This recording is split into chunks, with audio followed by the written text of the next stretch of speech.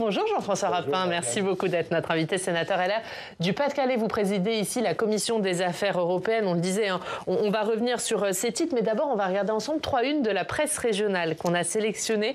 La première une, c'est celle de la dépêche. Gaza, le plan Trump peut-il marcher? Donald Trump, qui on l'a dit, a présenté un plan pour mettre fin à la guerre à Gaza, une initiative qui reste suspendue à la réponse du Hamas et aux divisions internes en Israël. La deuxième une, c'est celle du Télégramme. Et si votre salaire net augmentait, ça fait partie des pistes de Matignon qui pourrait passer par la baisse de la CSG, se pose la question du financement de ces mesures. Et puis la dernière une, c'est l'Est républicain.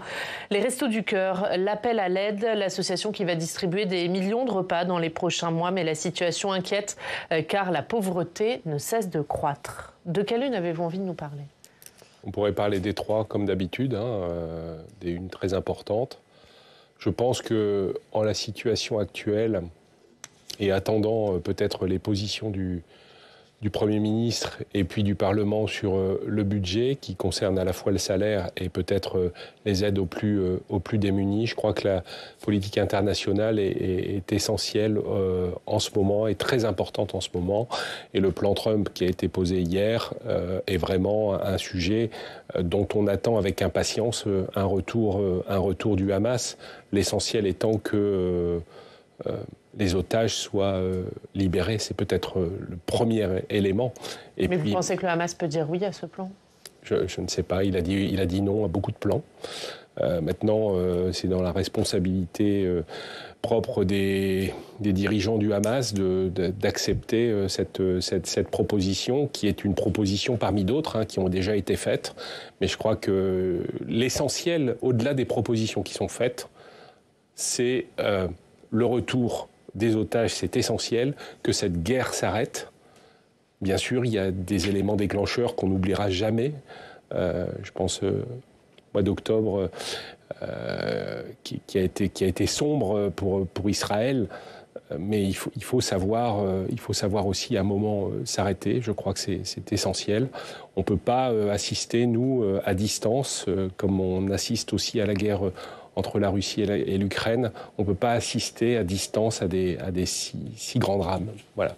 Donc moi, je pense que j'espère, je croise les doigts pour que ce conflit s'arrête. Il est important que les otages, bien sûr, et c'est essentiel, puissent revenir, mais aussi, et je l'ai entendu de la part d'Israéliens, certaines dépouilles, parce qu'ils savent très bien que certains sont morts aussi, mais ils veulent récupérer les corps de ceux qui sont morts. Et je crois que c'est essentiel pour pouvoir faire un deuil et peut-être, non pas tourner la page, mais marquer le passé en se disant qu'il y a aussi un avenir.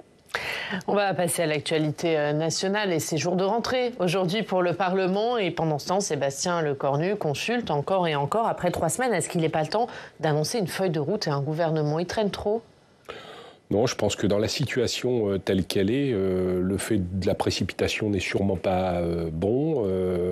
Il a une méthode qui a été celle peut-être de s'isoler pour pouvoir rencontrer tranquillement les uns et les autres.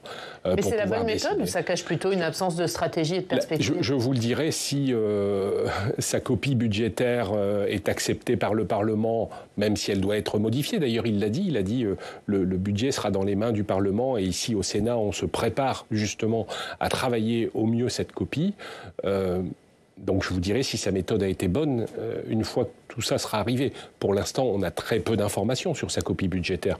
Les commentaires qui sont faits par les uns et les autres font penser qu'il a encore ça en lui et qu'il dévoilera probablement lors de sa déclaration de politique générale les grandes lignes qu'il souhaite engager.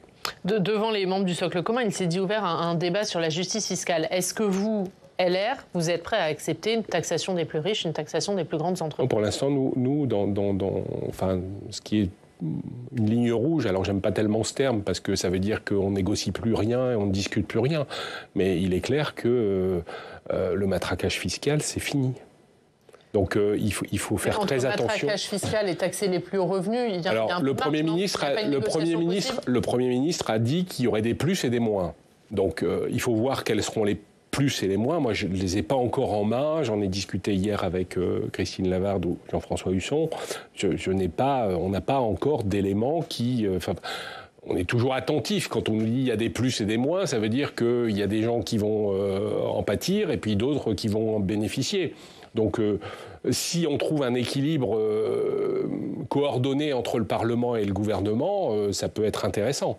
Mais dans l'esprit aujourd'hui des LR, c'est on stoppe toute fiscalité qui créerait de nouveau une discorde pour tout le monde, y compris pour les très hauts revenus. Pour tout le monde. Est-ce que, quand vous avez lu l'interview du Parisien de Sébastien Lecornu, vous vous êtes dit il ferme trop de portes à la gauche? Ou est-ce que vous dites que c'est pas avec la gauche qu'il faut négocier? Ah bah nous, c'est clair. Chez LR, ça a été dit. Donc il vaut mieux quoi, miser sur l'abstention du RN plutôt que sur une non-censure des socialistes? Peut-être. C'est peut-être une façon d'obtenir une non-censure. Mais voilà, au Premier ministre de trouver avec le Parti socialiste les éléments qui feront qu'il y a une non-censure. Moi, je préfère une non-censure large qui soit adoptée plutôt que des votes à quelques voix près, parce que ça fragilise toujours le gouvernement. Donc voilà, je souhaite que Sébastien Lecornu réussisse. Moi, je suis et que les LR restent au gouvernement? C'est ce qui est convenu pour l'instant, mais comme l'avait dit Bruno Retailleau, notre président de parti, rien n'était écrit. C'est-à-dire que c'est jusqu'au bout que se décideront les... Mais là, qu'est-ce qu'il vous dit, Bruno Retailleau? Il est plutôt parti pour rester? Je sais pas, on l'a tout à l'heure en visio. Et donc vous ne savez pas si... Donc, pour le moment, non, mais c'est un bon ministre de l'Intérieur. J'espère qu'il pourra rester aux côtés du Premier ministre pour continuer à assumer sa fonction. On a des gros enjeux, vous le savez, sur l'immigration, et il doit être présent. En tout cas, moi, j'ai entièrement confiance en lui. Demain, il y a une nouvelle journée de mobilisation. Alors, pour le moment, elle s'annonce moins suivie que les précédentes, que la précédente, en tout cas, du 18 septembre. Est-ce que, quand même, Sébastien Lecornu, il est sous pression de la rue? Pour l'instant, il n'en montre pas les signes, puisqu'il a travaillé depuis Matignon, il a consulté les syndicats, les groupes politiques. Pour l'instant, il ne me semble pas sous pression de la rue. Vous le disiez, le mouvement semble s'étioler un petit peu, on va voir, parce que je pense que les Français sont comme moi, enfin, je suis comme eux, ou je suis comme eux. C'est-à-dire que vous les rencontrez, notamment dans votre département. Qu'est-ce qu'ils vous disent? Comment s'exprime cette colère? On ressent qu'ils n'aiment pas le chaos.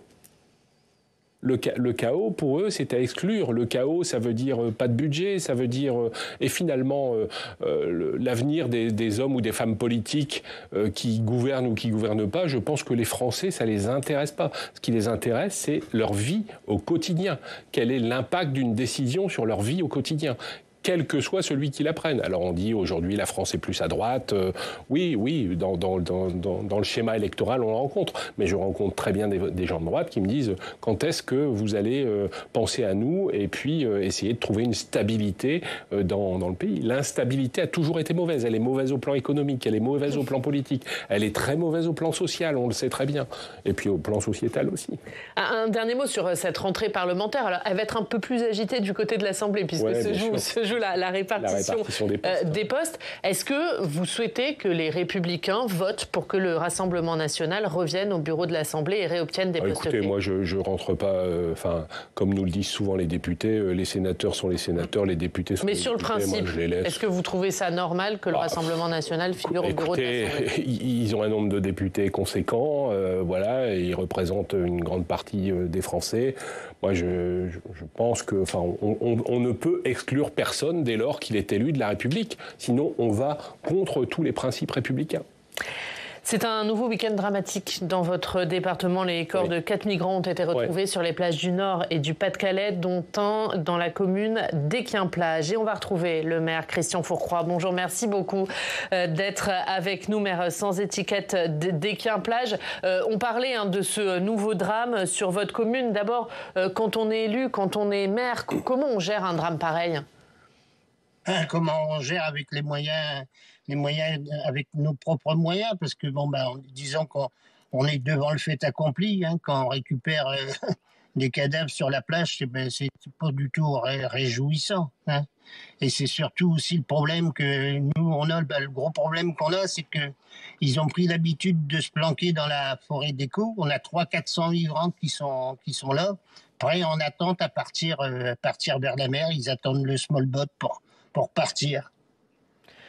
Vous dites on gère avec les moyens qu'on a, monsieur le maire. Est-ce que ça veut dire que vous avez trop peu de moyens, trop peu de soutien de l'État? Écoutez, lorsque il y a un drame comme ça, qu'est-ce qu'on fait? On ouvre les structures, hein. Et puis vous voyez, dimanche, on a récupéré le gamin. On se demande, le gamin, il est noyé, le gamin, où il a été mis à l'eau, où il a été écrasé dans le small boat. Hein, on se pose quand même des questions. Et ils sont là pendant 3-4 heures, tous les services, ils arrivent. Et puis par exemple, dimanche matin, il faisait un temps idéal pour aller se promener. Vous avez la moitié des touristes qui s'en vont quand ils voient ça. Donc, dans un sens, on est pénalisé, qu'on le veuille ou non. Tous les côtés, on est pénalisé. Durant tout l'été, on a eu des small boats qui sont venus. Tout l'été, en pleine après-midi. Donc, c'est un spectacle, mais c'est pas un spectacle qui est réjouissant, vous savez. Parce que vous avez 80 migrants qui sont là, qui veulent partir en mer, et vous avez 3 gendarmes qui les retiennent, qui essaient de les retenir. Alors, vous voyez, et parfois, quand ils ont leur bateau, le bateau, il est crevé. Il est crevé sur la plage quand ils ont leur bateau sur terre. Alors, comment voulez-vous qu'ils réagissent pas, ces gens-là? Et nous, on réagit aussi, mais ça dure. Jean-François Rapin. Oui, bonjour Christian. Oui, bonjour Jean-François. Je connais bien Christian Fourcroy, plutôt homme jovial. Je peux vous dire qu'il est très marqué. Je le vois sur son visage, il est très marqué. Comme il dit, c'est un problème qui dure. Et le problème tel qu'il l'expose avec la répartition des forces de police sur les plages, chez nous, sur la côte d'Opale, c'est un vrai sujet. Sur les Hauts-de-France, il y a à peu près 200 km de côte, avec les 3/4 de plages de sable d'où peuvent partir des bateaux. Donc imaginez la façon dont les passeurs aujourd'hui s'organisent pour essayer de partir, ou quelquefois de lancer plusieurs départs, quelquefois même des faux départs, pour que les forces de police ou de gendarmerie se déplacent à un endroit et pour pouvoir permettre aux autres de partir. C'est vrai que les accalmies météorologiques, là, notamment dimanche, font qu'il y a des départs en quantité et partout. Les forces de police, les forces de gendarmerie ont été calibrées, je le pense et je l'espère suffisamment. En tout cas, le ministre de l'Intérieur, quand il s'est déplacé plusieurs fois sur la côte d'Opale, a pris des engagements. Il en a repris récemment auprès de Madame le maire de Calais, qui est venue avec une délégation d'élus en disant qu'on allait encore renforcer les forces. Mais finalement, je dis qu'à un certain moment, et Christian Fourcroy vient de nous le dire, c'est un peu un emplâtre sur une jambe de bois. C'est-à-dire qu'on constate l'effet du départ, mais on n'arrive pas à bloquer le départ en tant que tel. Donc il faut vraiment une politique forte, alors à la fois nationale bien sûr, mais aussi européenne sur la question de la migration. La France ne peut pas être, en tout cas la Manche et la mer du Nord ne peuvent pas être un cimetière pour les migrants, et la France ne peut pas accueillir toute la migration qui veut aller en Angleterre. Donc on a une relation avec les Anglais qui doit être beaucoup plus ferme, dans la discussion, bien sûr, dans la diplomatie, mais qui doit être beaucoup plus ferme. Il y a un accord franco-britannique qui est entré en vigueur ces jours-ci, qui prévoit le retour en France de migrants arrivés du Royaume-Uni à bord de petits bateaux, en échange justement de l'envoi au Royaume-Uni de migrants, le 1 pour 1, comme vous dites. Est-ce que cet accord il peut être une solution? Est-ce qu'il peut dissuader les traversées? Moi, je suis de principe que dès lors qu'une proposition est faite, il faut au moins l'engager, l'expertiser pour voir si elle fonctionne. Il faut dire qu'en ce moment, ça fonctionne moyennement. On n'a pas les flux d'échanges attendus. Donc, est-ce qu'il faut encore donner une chance à cette expérimentation? Oui, peut-être, mais on se rend bien compte que ce sera de toute façon pas la panacée au vu du nombre. Vous l'avez exposé, regardez ce week-end. Enfin, d'un coup, on passe sur 2 jours presque 500 traversées. Monsieur le maire, c'est un espoir pour vous, cet accord franco-britannique, où vous dites concrètement sur le terrain, ça ne va pas changer grand-chose? Écoutez, moi je fais partie de la délégation, on a rencontré le ministre Bruno Retailleau. Bon, il nous a parlé avec des parenthèses, parce que est-ce qu'il va encore rester ministre de l'Intérieur? On ne le sait pas. Mais enfin, écoutez, ces histoires de migration, ça fait 30 ans que ça dure, comme il nous a expliqué. Bon, et je suis l'actualité, ça fait 30 ans que ça dure. Donc ça fait des années qu'on dit que ça ne peut plus exister, cette chose-là. Et ça continue. Ça continue. Donc, vous savez, tous les gens qui sont à la tête de l'État, ils ont pas l'air de trop s'inquiéter, hein. Je crois que peut-être que M. Rataillot, comme il nous a expliqué, il a pris les problèmes, vraiment les problèmes, il comprend vraiment le problème. Mais tous les autres qui ont essayé, ils n'ont jamais réussi. Alors, je ne vous fais pas la liste des ministres de l'Intérieur. Hein. Il y en a des célèbres qui étaient sur place. Donc, il n'y a rien qui aboutit. On est là et on subit. On subit. Vous voyez, là, il y a 4 jours d'accalmie. La mer, c'est un lac actuellement. Bon, hier soir, il y avait 300 migrants dans la forêt d'Écho. La forêt d'Écho, c'est juste à côté de chez nous. Et quand il se passe un problème, c'est nous qui récupérons tout, puisqu'on est un poste de secours, on a des structures pour accueillir les migrants. Bon, je suis certain que ce matin, je vais être appelé. On va me dire, voyez, monsieur le maire, il faut ouvrir vos structures. Et puis, ça va durer toute la matinée. Et on va les reconduire au bus. Et encore, s'ils veulent pas reprendre le bus, parce qu'après, ils repartent dans la forêt, en espérant avoir un prochain Svalbard. Voilà tout ce qu'on subit, madame. Hein? Merci, monsieur le maire. Merci pour votre témoignage. Christian Fourcroy, maire sans étiquette d'Équin-Plage. Merci d'avoir été avec nous. Vous voulez dire un petit mot très court? Oui, très vite. Vous voyez effectivement la détresse des élus sur ce territoire. Et ce qu'il a dit, c'est du bon sens, c'est-à-dire que ça fait 30 ans que ça dure, beaucoup de ministres de l'Intérieur sont passés. Il y a eu des choses, rappelez-vous, là, on faisait les unes en permanence avec ce qu'on appelait la jungle de Calais, qui a été démantelée, mais finalement, d'autres problèmes surviennent, et je crois que prendre le taureau par les cornes, si Bruno Retailleau leur a promis, c'est une bonne chose, et il faut pouvoir avancer, mais aussi avec l'Union européenne. On continue avec l'actualité dans votre région. On va dans le département voisin du Nord, à Lille. Bonjour Marie Boulanger, merci beaucoup d'être avec nous, journaliste à la Gazette France. Avec vous, Marie, bonjour. On va parler d'un événement qui a lieu en cette fin de semaine à Dunkerque. Ce sont les rencontres européennes décarbonation, industrie et territoire. Oui, tout à fait. S'ouvrent donc dès demain et pour 2 jours à Dunkerque ces rencontres européennes. Alors on le sait, Dunkerque avec sa zone portuaire et ses 500 entreprises industrielles représente aujourd'hui 21% des émissions industrielles de CO2 à l'échelle nationale. Mais donc en parallèle, il faut le souligner, le territoire est engagé depuis déjà une quinzaine d'années dans une démarche, on peut le dire, exemplaire en matière de décarbonation. Et la ville vise d'ailleurs le zéro carbone à horizon 2050. Ma question pour vous, Jean-François Rapin, ce matin, c'est Dunkerque aujourd'hui est une ville pilote à l'échelle européenne, mais y a-t-il d'autres exemples de villes pionnières en la matière en Europe? Et j'en profite pour vous demander, vous qui présidez la Commission des Affaires européennes au Sénat, quelles initiatives concrètes sont actuellement prises à l'échelle européenne sur le volet décarbonation? Oui, des expériences, il y en a, je dirais, dans toute l'Union européenne, forcément, puisqu'un cadre a été fixé par l'Union européenne pour la décarbonation. Alors, les mesures qui sont prises à l'échelle européenne, elles ont été définies dans le cadre Pacte Fit for 55, dans le pacte de décarbonation, notamment on parle des moteurs, parlons peut-être des moteurs, c'est peut-être moins l'industrie, mais en tout cas des moteurs, avec une disparition en principe de la construction des moteurs énergie fossile d'ici 2035. Nous, ce qu'on avait dit à la Commission, j'avais fait un travail à l'époque avec Sophie Primas, qui était présidente de la Commission des affaires économiques. Les 2 commissions s'étaient penchées sur la question. Et on avait conclu au fait que l'objectif fixé à 2035 était peut-être très ambitieux. Se fixer des objectifs, c'est humain. Si on ne fixe pas un cap, on n'y arrive pas. Sauf qu'aujourd'hui, on se rend compte que quelquefois, alors c'est moins vrai dans l'industrie et à Dunkerque parce qu'il y a un territoire pilote, mais pensons à l'industrie automobile, on voit très bien que cet objectif est difficilement remplissable. Les Français le disent, les Allemands le disent aussi. D'ailleurs, les Allemands, qui ne sont pas des nains en matière de construction automobile, les Allemands le disent. Et on a un vrai sujet aujourd'hui, c'est parce qu'on va rentrer dans une période où les structures industrielles vont être amendées si elles ne respectent pas les objectifs. Et là, on a un sujet... Parce que, et je pense en particulier aux véhicules utilitaires, où un objectif avait été fixé, et cet objectif n'est pas tenu.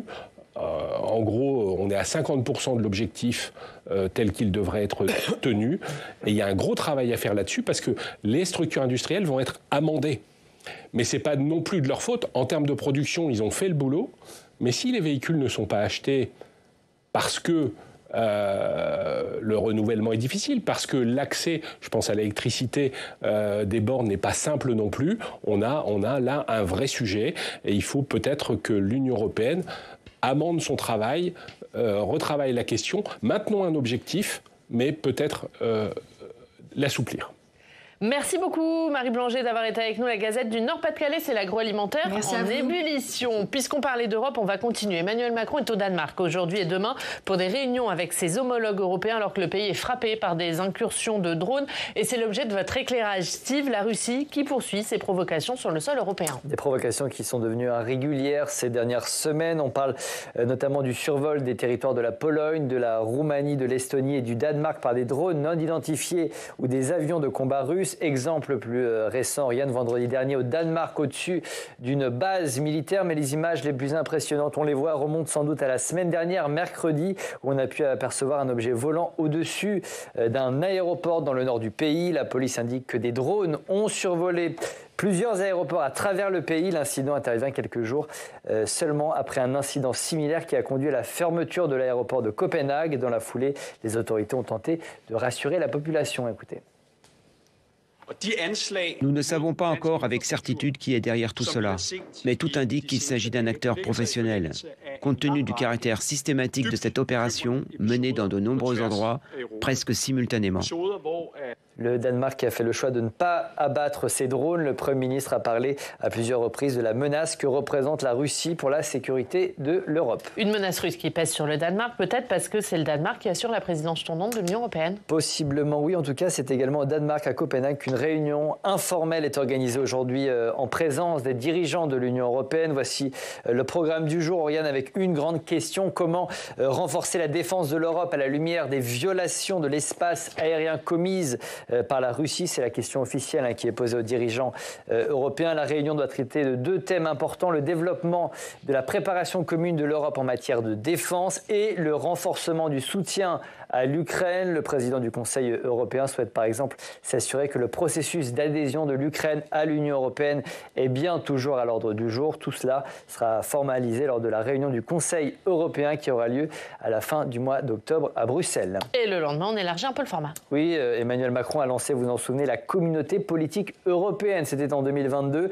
L'idée était de renforcer les liens entre l'Union européenne et les autres pays du vieux continent. Ce jeudi aura lieu toujours à Copenhague la 7e réunion de ce type. Le Royaume-Uni y participera, ainsi qu'une dizaine d'autres pays non membres de l'Union européenne. Monsieur le sénateur, vous redoutez à cette occasion, à l'occasion de ces réunions sur 2 jours, des attaques de drones russes ? Oui, ça a été évoqué.